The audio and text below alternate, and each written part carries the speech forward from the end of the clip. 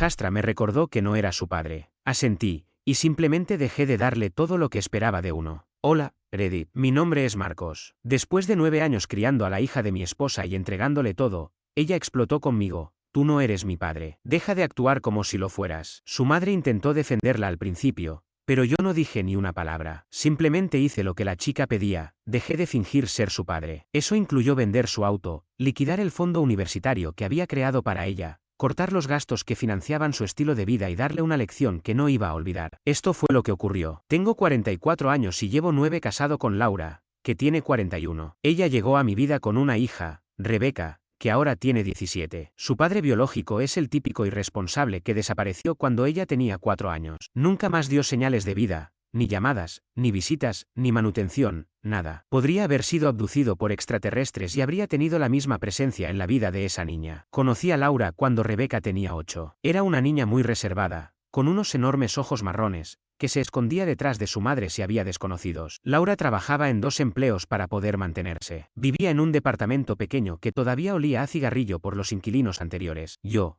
por mi parte, ganaba bien instalando sistemas solares. El negocio estaba en auge gracias a los incentivos ecológicos. Tenía mi propia casa. Pensé que podía ayudar. Tal vez ese fue mi primer error. Creer que podía llegar y arreglarlo todo como una versión barata de Superman. Siempre quise tener hijos, pero a finales de mis 20 años me enteré de que no podría tenerlos de forma natural. El médico fue claro, mis posibilidades eran nulas. Así que, cuando aparecieron Laura y Rebeca en mi vida, sentí que era una segunda oportunidad. Al principio todo marchó muy bien. Rebeca me aceptó rápido. Empezó a llamarme tío Marcos y ya no se escondía cuando llegaba a casa. Mirábamos películas de Disney los fines de semana, le ayudaba con la tarea, la llevaba a fútbol si Laura no podía. Cosas típicas de padrastro. Nos casamos un año después. Fue una ceremonia pequeña, con la familia y los amigos más cercanos. Rebeca fue la niña de las flores, sonriendo con un vestido blanco más caro que el presupuesto mensual de alimentos de Laura. Recuerdo haber pensado, ya está, ahora somos una familia, los 3 contra el mundo. Tras el casamiento, empecé a asumir más responsabilidades económicas. Era lógico, yo ganaba más. Laura pudo dejar su segundo empleo y dedicarse de lleno a ser madre. Nos mudamos a una casa mejor, en un barrio con buenas escuelas. Tenía jardín y Rebeca tuvo su propio cuarto, con un vestidor que la dejó sin palabras. Luego vino la escuela privada. Rebeca era muy inteligente, pero las escuelas públicas eran malas. Encontramos una preparatoria a 20 minutos. La matrícula era una locura, $18,000 al año. Pero lo vi como una inversión en su futuro. Laura lloró de alegría cuando le dije que podíamos afrontarlo. Vinieron los frenos. Sus dientes parecían puestos por alguien que nunca había visto una boca humana. 2 años de tratamiento y $6,500 después, tenía una sonrisa perfecta, digna de un comercial de pasta dental. Cuando cumplió 16, le compré un Honda Civic 2019. No era nuevo, pero tenía pocos kilómetros, era seguro y confiable. Blanco perla, con todos los sistemas modernos de seguridad. Gasté $22,000. Lo puse a mi nombre para efectos del seguro. Laura decía que la estaba malcriando, pero en buen sentido. Tienes suerte de tenerte. Eres el padre que nunca tuvo. Mi orgullo era el fondo para la universidad. Lo comencé al mes de casarnos. Cada quincena ponía $600 en un fondo de inversión. 8 años después, tenía alrededor de $95,000. El plan era darle la experiencia universitaria que yo nunca tuve, que pudiera graduarse sin deudas y empezar su vida adulta sin cargas. Pensaba que estaba construyendo una familia, un legado, pero en realidad, estaba levantando un castillo de naipes. Todo empezó a cambiar en segundo año de preparatoria. Al principio fueron detalles menores, contestaciones con los ojos, evasiones con las tareas si no era Laura quien se lo pedía. Yo insistía, pero no me hacía caso. Es normal. Son adolescentes, me decían. Espera a que cumpla 16. Ahí empieza lo bueno. Tenían razón. En su penúltimo año descubrió que era atractiva. No lo digo de forma extraña, solo que fue evidente. Alta, atlética, con esa sonrisa perfecta financiada por mí. De pronto había chicos llamando a casa, invitándola a bailes. Y también fue cuando empezó a creerse con derechos. La oí hablar del auto como si ella misma lo hubiera comprado. Una vez la escuché decirle a un chico por teléfono que era su Honda. Cuando él le preguntó cómo lo había pagado, soltó una risa y dijo que trabajando duro. ¿Trabajando duro en qué? Si ni siquiera lo usaba para ir al colegio sola. Las notas comenzaron a bajar. Siempre fue una estudiante de sobresaliente, pero empezó a tratar la tarea como opcional. Aparecían trabajos sin entregar en el portal de padres. Cuando se lo mencionaba, se ponía a la defensiva. ¡Ay, Marcos! Solo es una tarea. Deja de exagerar. Ya no era papá ni siquiera padrastro. Era simplemente Marcos, como si fuera un inquilino más. Cuando sugería ver una película en familia, no gracias, ya tengo planes. Le ofrecía ayuda con los ensayos para la universidad, no hace falta, lo tengo cubierto. Cada palabra venía cargada con una actitud que dejaba claro que no quería ni necesitaba mi opinión. Laura se daba cuenta, pero siempre tenía una excusa. Es parte de su independencia. Eso es lo que queremos, ¿no? Está creciendo, sí, pero en alguien que ya no reconocía. Lo más difícil de todo fue ver la manera en que Rebeca se relacionaba con el dinero. Cada mes recibía una asignación, y sin falta, se la gastaba en la primera semana. Después venía a pedirme más como si fuera mi obligación financiarle el estilo de vida. Café de una cadena cara cada mañana antes de ir a clase, ropa nueva cada 2 fines de semana porque según ella lo que tenía ya era prehistórico, entradas para conciertos, maquillaje, combustible para el coche que yo mismo le había comprado. Cuando le insinuaba que tal vez podría buscarse un trabajo de medio tiempo, tanto Laura como Rebeca me miraban como si hubiera sugerido que vendiera un riñón. Necesita concentrarse en sus estudios, decía Laura. Ya tendrá tiempo de trabajar después de la universidad. Claro, estudiar, o más bien pasar los días saltándose clases para salir con sus amigas,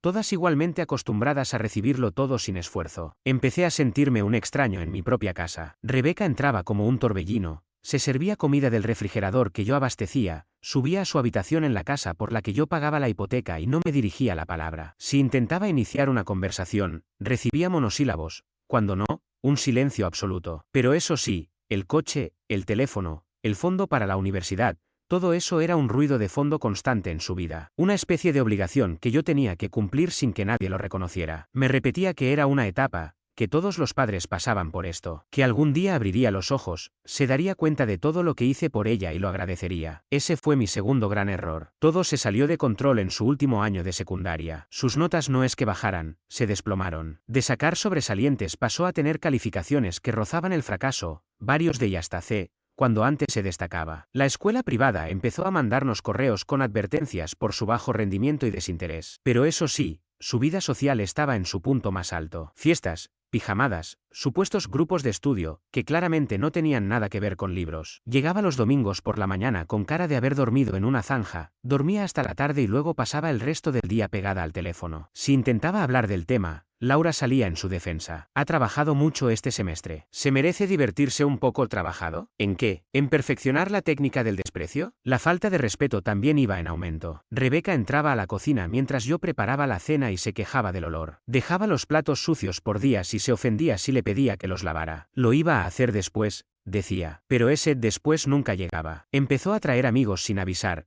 convirtiendo la casa en su centro de reuniones. Entraban como si fuera suya, vaciaban la despensa, dejaban desorden por todas partes y ni siquiera me saludaban. Yo era solo el fantasma que pagaba por sus snacks. Una tarde llegué del trabajo y encontré a 6 adolescentes en la sala, comiendo pizza que habían pedido desde mi cuenta de pedidos a domicilio. Rebeca ni siquiera levantó la vista del móvil cuando entré. ¿Pediste permiso para ordenar comida?, pregunté. Le mandé un mensaje a mamá, respondió sin mirarme. Te estoy preguntando si me lo pediste a mí. Y entonces me lanzó una mirada capaz de derretir metal. ¿Por qué tendría que pedirte permiso a ti? Esa pregunta me caló, porque en su cabeza tenía sentido. ¿Por qué pedirme permiso? Yo solo era el tipo que pagaba por todo. Más tarde, Laura intentó justificarla. Es porque te tiene confianza. Eso es bueno, ¿no? Significa que te ve como familia. Pero no se sentía como familia. Se sentía como si fuera un cajero automático con patas. Como si yo no existiera más allá de mi billetera. El punto de inflexión fue lo del coche. Rebeca llevaba más de un año manejando el Honda que le compré. Yo pagaba el seguro, la gasolina, las reparaciones. Cada semana le metía más de 300 kilómetros, solo dando vueltas con sus amigas, consumiendo mi dinero como si fuera aire. Un día, le sugerí que al menos contribuyera con el combustible. La reacción fue inmediata y dramática. Eso no es justo, es mi coche, lo necesito para la escuela. ¿Su coche? El coche que yo compré, aseguré y mantuve, mientras ella no aportaba absolutamente nada. Y por supuesto, Laura la apoyó. ¿Sigue estudiando? Marcos, ya se preocupará por el dinero cuando sea mayor. Claro, cuando mi cuenta esté vacía por haberle financiado toda la adolescencia. Empecé a cuestionarme si estaba exagerando. ¿Era yo el que estaba mal? ¿Acaso esto era normal y simplemente tenía que aguantarlo? Pero luego veía las cifras. 18.000 al año en matrícula, 400 al mes por el coche, cuya financiación, por fin, había terminado. 600 mensuales al fondo universitario, sin contar los constantes necesito dinero para, de cada semana. Estaba manteniendo a 2 personas que me trataban como si fuera invisible. Sentía que algo iba a estallar. Cada gesto de desprecio, cada palabra hiriente, cada vez que asumían que mi dinero les pertenecía, todo era presión acumulándose. Pero no pensé que sería yo quien explotara primero. Y así fue. Un martes cualquiera de marzo, llegaron las calificaciones de los exámenes parciales de Rebeca. Peores que nunca. 2 materias reprobadas, 3 al borde del fracaso, y una con apenas un C que, sinceramente, sospechaba que había pasado copiando. La encontré en la sala, con los pies sobre la mesa de centro que yo había comprado, viendo series en el televisor que también pagué yo. Rebeca, tenemos que hablar de tus calificaciones. Ni siquiera pausó el programa. ¿Qué pasa con ellas? Estás reprobando. Esto no puede seguir así. Voy a mejorar. ¿Cómo? Llevas diciendo eso meses. Al fin me miró, pero no con preocupación. No, con fastidio, como si fuera un vendedor molestando a la hora de la cena. Mira, Marcos, lo tengo bajo control. No tienes que preocuparte. Si tengo que preocuparme, tus admisiones a la universidad dependen de mantener buenas notas. Si repruebas, entonces iré a clases de verano. Problema resuelto. Dijo eso como si hablara del menú del almuerzo, no de arruinar su futuro académico. Le recordé que esas clases costaban dinero. Dinero que podría usarse en su fondo universitario. Y fue entonces cuando se volteó del todo. La expresión en su rostro era una que jamás le había visto. ¡Ay! Por favor, igual vas a pagarlo. Siempre lo haces. Lo dijo con una seguridad desbordante, como si fuera un hecho inevitable. ¿Y si no lo hago? ¿Y si esta vez no pago? Se rió en mi cara. Claro, buen intento. Y volvió a mirar la pantalla, como si esa conversación no hubiera existido. Me sentí completamente anulado por un adolescente en mi propia casa. Fue ahí cuando algo dentro de mí se quebró. No grité ni levanté la voz, pero sentí como se rompía algo profundo. Apagué el televisor sin decir más y le dije, vamos a hablar de esto ahora mismo. Ella se giró y me soltó, molesta, ¿por qué estás exagerando tanto? Son solo unas notas. No, no son solo notas. Soy tu padre y, tú no eres mi padre, interrumpió. Esas palabras cayeron como una bomba en la sala. El silencio se hizo absoluto, salvo por la serie que seguía reproduciéndose en la pantalla. Me quedé congelado. ¿Qué dijiste? Pregunté, sin entender del todo si había escuchado bien. Esta vez se giró completamente, y con la cara llena de determinación, repitió, tú no eres mi padre. Deja de actuar como si lo fueras. En ese momento, Laura entró a la sala y, al vernos tensos, se puso en modo contención de crisis. Rebeca, pídele disculpas a Marcos ahora mismo. Disculpas, por decir la verdad, respondió ella con total indiferencia. Laura intentó hacer lo de siempre, ponerse en medio y calmar las aguas. Rebeca, sube a tu habitación. Marcos, hablemos esto en privado. Pero Rebeca no había terminado. Se puso de pie, me miró directamente a los ojos y soltó el golpe final.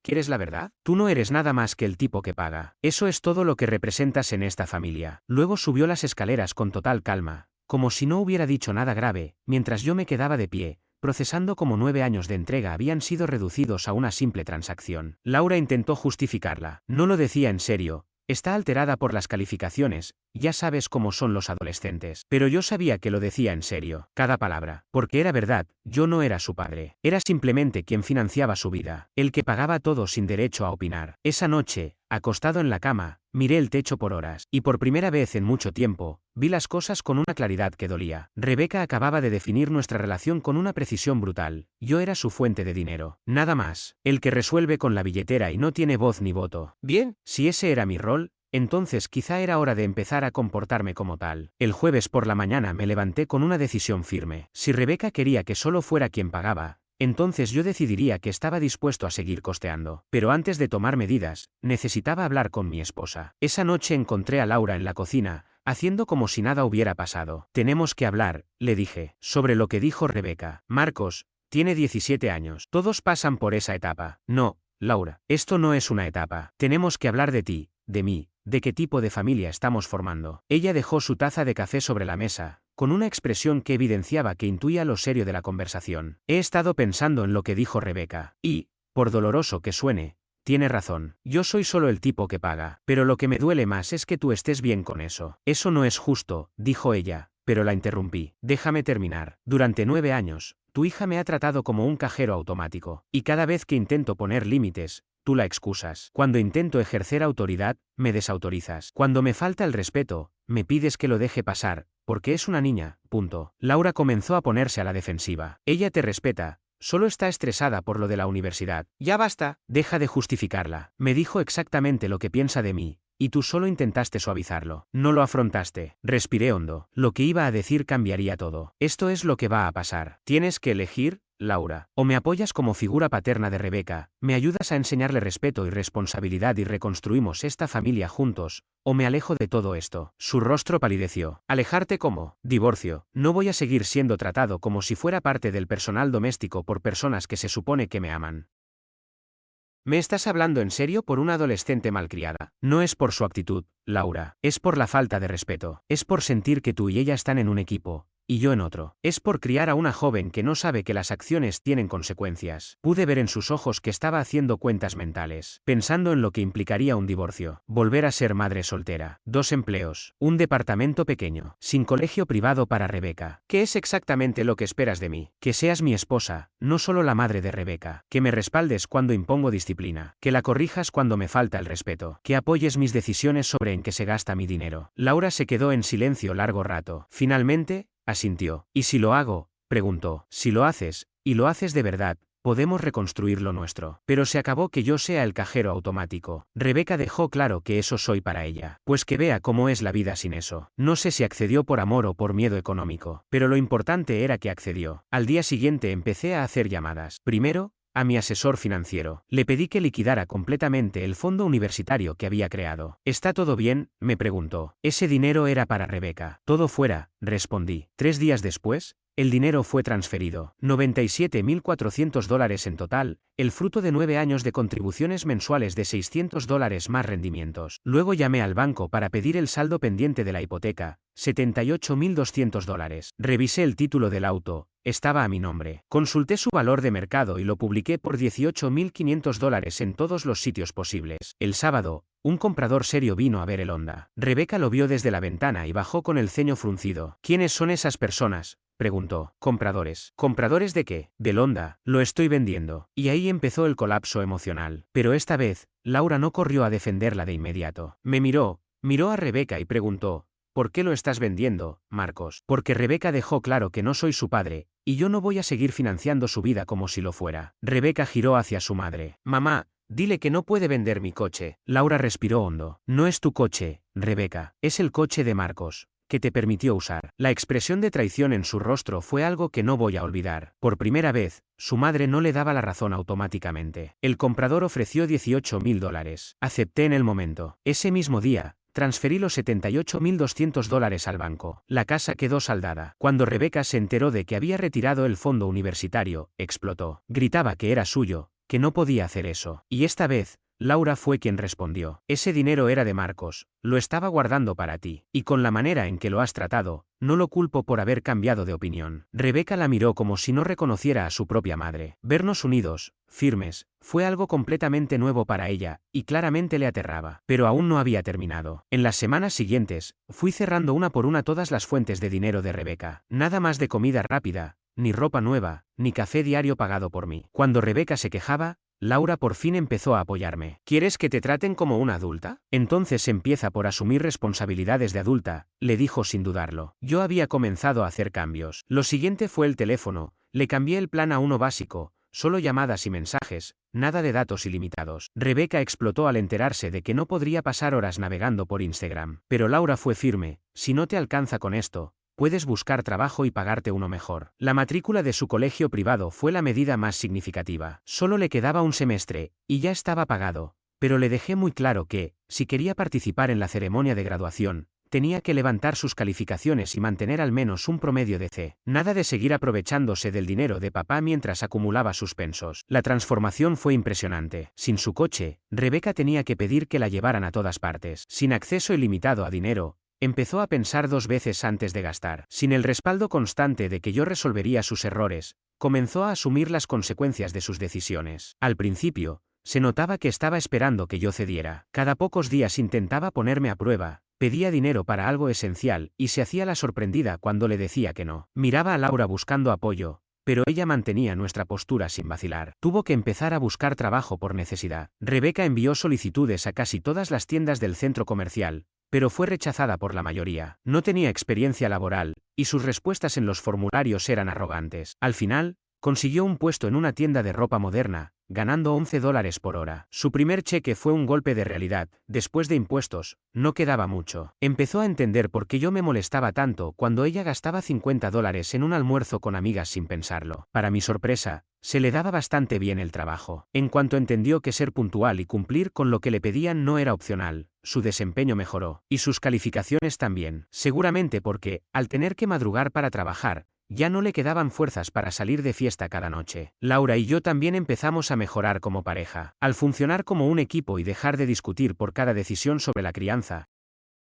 las cosas entre nosotros fluyeron mejor. En lugar de peleas sobre si mis reglas eran muy estrictas, teníamos conversaciones reales sobre el comportamiento de Rebeca. Pero a pesar de los cambios, ella aún no se había disculpado. Estaba adaptándose a la nueva dinámica, pero no había reconocimiento alguno de lo que había dicho o hecho. Solo estaba cumpliendo las reglas, esperando que tarde o temprano todo volviera a ser como antes. Sabía que ese momento de enfrentamiento emocional todavía estaba pendiente. 3 meses después de comenzar esta nueva etapa, Rebeca empezaba a mostrar señales de desgaste. No fue algo dramático, pero se notaba como su actitud de niña consentida comenzaba a desvanecerse. Llegaba a casa agotada del trabajo, contaba las propinas de la caja y se daba cuenta de que había ganado $30 en 6 horas. Luego miraba en línea una prenda que costaba 80 y se detenía a pensar si valía la pena gastar el equivalente a casi 3 turnos de trabajo. La dinámica con sus amistades también estaba cambiando. Mientras sus amigas seguían recibiendo dinero sin límites de sus padres, saliendo a cenar a lugares caros o comprando ropa sin preocuparse, ella se quedaba atrás. Empezó a rechazar invitaciones, no porque no quisiera ir,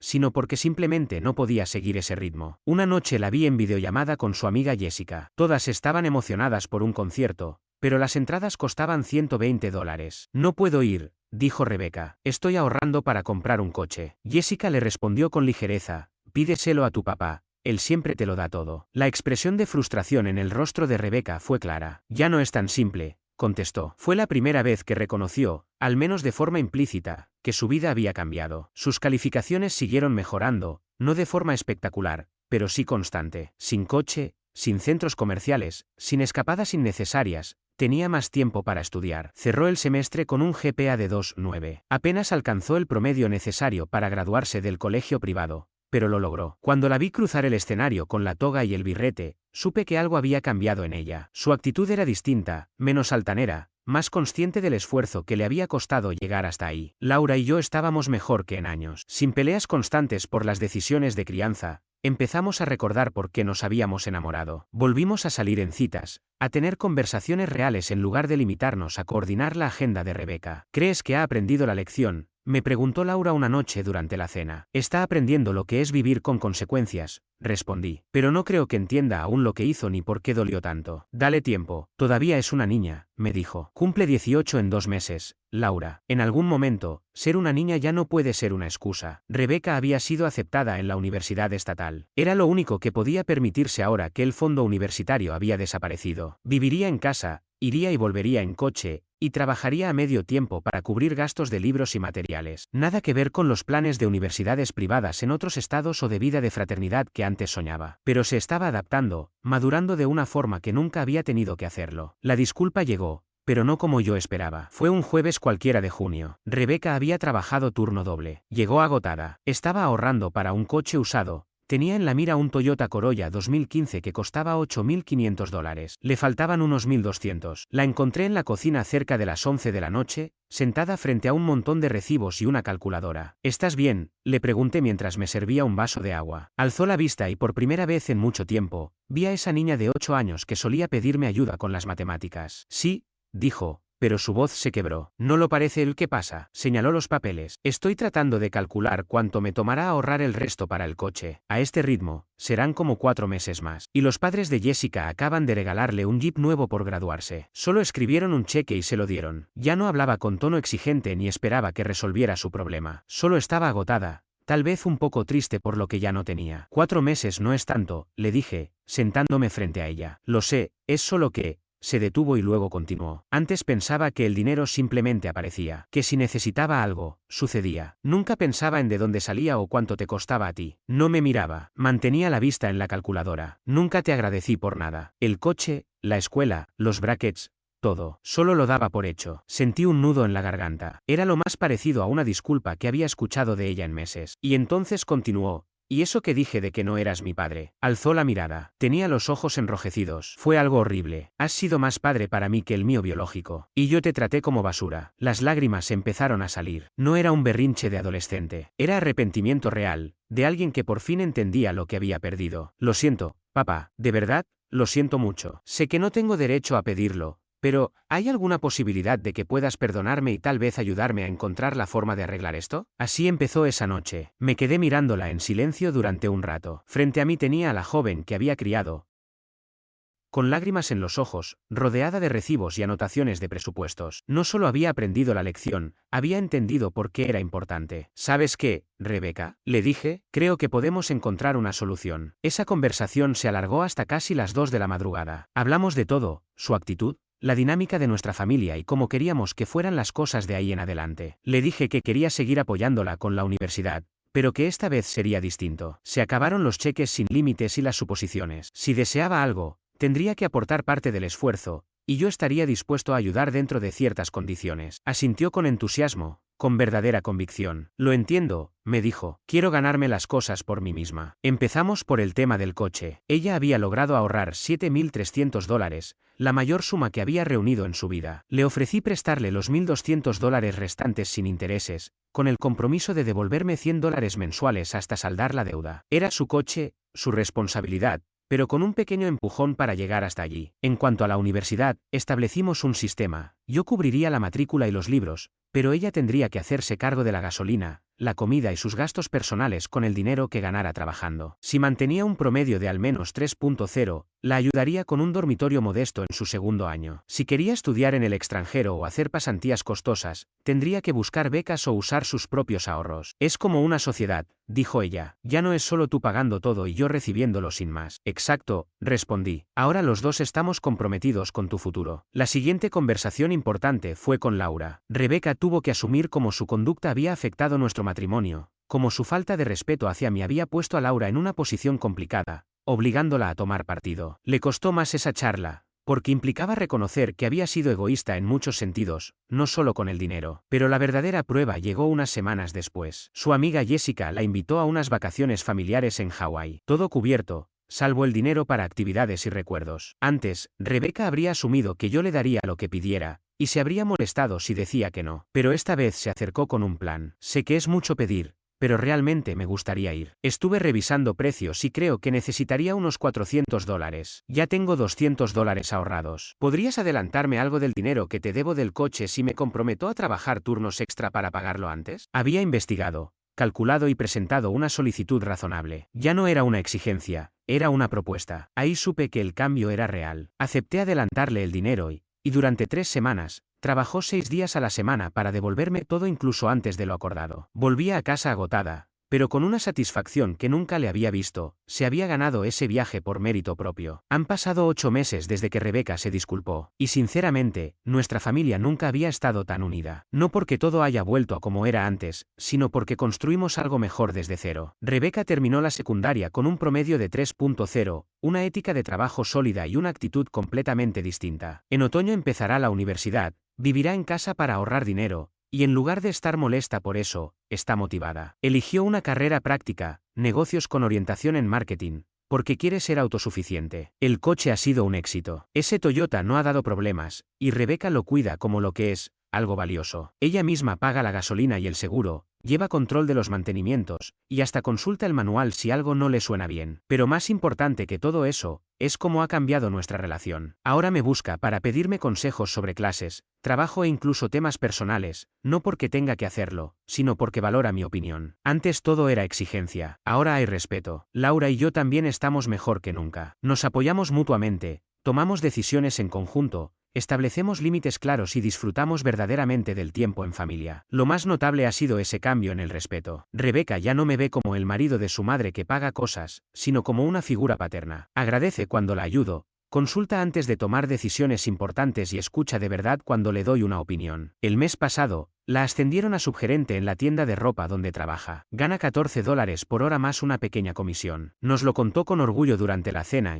y sinceramente, yo también me sentí orgulloso. Se lo había ganado. Y entonces dijo algo que me marcó. ¿Sabes qué es lo mejor? Cuando los clientes me preguntan cómo me ascendieron tan rápido, puedo decirles que es porque trabajo duro y llego a tiempo. No porque mi padre conoce al dueño ni nada de eso. Ese momento fue revelador. Comprendió que lograr algo por mérito propio es 1000 veces más gratificante que recibirlo sin esfuerzo. Que el respeto no se exige, se construye. Claro que todavía hay errores. Sigue siendo una adolescente, aún prueba límites de vez en cuando. Pero ahora, Cuando se equivoca, lo reconoce. Pide disculpas cuando debe y acepta las consecuencias sin victimizarse. No volví a armar el fondo universitario como antes, pero empecé a apartar dinero con cada semestre. Ella sabe cuánto estoy dispuesto a aportar y planifica en base a eso. No hay cheques en blanco, pero tampoco incertidumbre. Para su cumpleaños número 19, le compré un portátil para la universidad. Cuando lo abrió, su rostro lo dijo todo. Gracias de verdad, me dijo. Sé que no tenías por qué hacerlo. Esa última frase, lo fue todo. Si miro atrás, casi me alegro de que todo esto haya pasado. No por el dolor, ni por los meses en que me sentí como un extraño en mi propia casa, porque esa parte fue terrible, sino por lo que vino después, por la familia que reconstruimos. Yo podría haberme ido, pedir el divorcio, dejar todo atrás y tomarlo como una lección dura, pero eso no habría sido fortaleza, habría sido rendirme. No quería que Rebeca creciera sintiéndose sola, ni que Laura regresara al estrés de sacar adelante todo sin apoyo. Así que puse las cartas sobre la mesa y marqué con claridad las condiciones. Les dije que teníamos que tomar una decisión como familia, avanzar juntos, con respeto y compromiso, o seguir caminos separados. Tomaron la decisión correcta. Hoy las cosas no son perfectas, pero son reales. No hay más roles impuestos ni silencios incómodos. Somos un equipo con bases nuevas, más sólidas. Rebeca está forjando su propio camino con determinación. Laura y yo recuperamos la complicidad que habíamos perdido, y yo ya no me siento como un extraño en mi propia casa. No fue fácil, pero valió la pena, porque al final, no se trata de tener el control, sino de construir algo que dure. Y eso, finalmente, lo logramos.